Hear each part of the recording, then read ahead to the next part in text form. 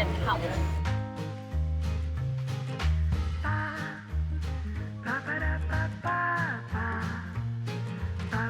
大家好，今天带大家来打卡曼谷一家有70多年历史的牛肉火锅店。这家店呢就在 MRT 索斯里基附近，从这个地铁站出来之后，可以走到餐厅，或者也可以坐摩的过来。然后餐厅的话就在这个大马路边，走过来这边有一个叫 Five 街，就是7巷的路口，在路口边排了很多人的这个餐厅就对了。或者当您看到这香气扑鼻的烤肉摊，就可以确定是王春盛牛肉火锅店了。这是店门前的一个沙爹烤肉摊，走到餐厅附近就能闻到香味。烤肉色泽金黄，非常诱人。来王春盛吃牛肉火锅的食客，大多也会点上一份。王春盛牛肉火锅是一家有70多年历史的牛肉馆。第一代创始人是来自汕头的华人，现在已经传到第3代了。他们家的独门秘制牛肉汤，每天都会吸引很多新老食客慕名而来。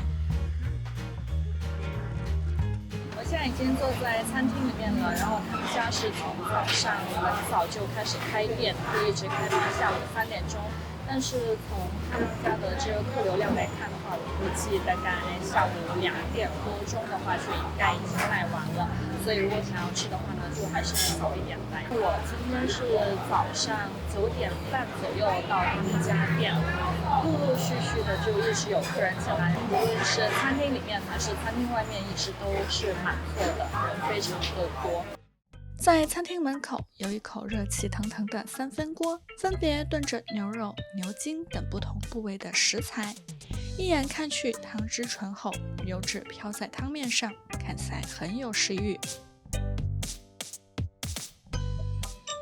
我今天点了一个牛肉火锅，这个牛肉火锅里面的话，它的料非常的丰富，有牛肉丸、牛肉片，然后有炖的牛肉，有这个毛肚，还有一些这个牛的内脏。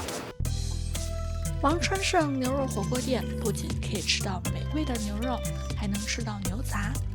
对于喜欢吃牛杂的朋友来说，这绝对是不容错过的。其实，在泰国的话，因为大家的这个宗教信仰的原因，大多数人都是信仰佛教嘛，所以泰国的话，大多数人都是不吃牛肉的。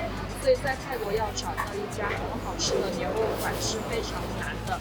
然后有这个牛内脏的牛肉馆的话就更是难了。我今天点的这个牛肉火锅，我是配米饭，除了米饭以外，也可以配粉吃。他们这边有提供米粉、宽粉、细粉、面条。然后今天除了这个牛肉馆之外，我还点了一份沙爹猪肉。这个沙爹猪肉是在门口烤的。沙爹猪肉串一份是60泰铢，里面有10串。烤肉摊和牛肉店可能不属于同一个老板，两者要分开买单。烤肉上桌就要直接支付现金。这个沙爹猪肉一份的分量并不是很大，所以10串的话吃起来也毫无压力。蘸一点它的酱。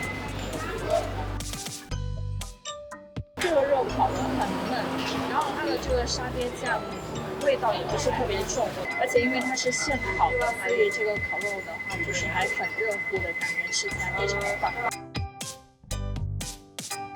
接下来是今天的重头戏牛肉火锅。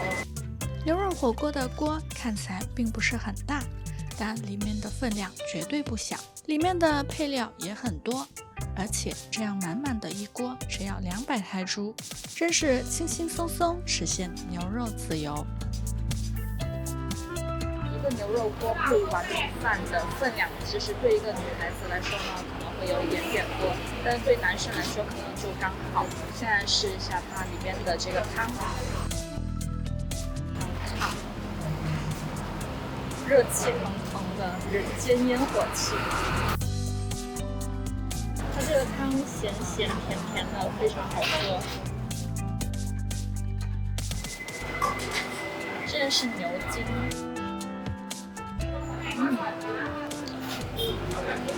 有点烫，它炖的非常非常的软嫩，入口即化的感觉非常好吃。这个是炖牛肉，牛肉炖得软烂入味，不过吃之前一定要吹一吹，否则会烫嘴。这是牛肉丸。这个牛肉丸非常的 Q 弹，然后它本身里面的话是有一个淡淡的咸味。这个汤的话呢，就是有咸味，然后带一点点甜的。那如果想要吃重口味一些的话呢，可以蘸着它的这个配料一起吃。每张餐桌上都会放着一组调味料，里面有一瓶酸辣蘸汁，这个蘸汁用来搭配牛肉火锅，别有一番风味。我今天还点了他们家的菊花茶，然后老板不知道是怎么看出来我像中国人的，他问我是不是中国人，然后我说是，然后他给我上菊花茶的时候呢，他多给了我一杯热水。他说他们家的菊花茶比较甜，如果我觉得太甜的话呢，可以在里面掺一点热水。这个点服务真的是很贴心，很值得点赞。我想可能是来他们家的中国顾客也挺多的，所以呢已经非常了解这个中国顾客的口味了。除了火锅，他们家还可以吃果条，因为很多泰国人不吃牛肉，所以他们家也有提供猪肉。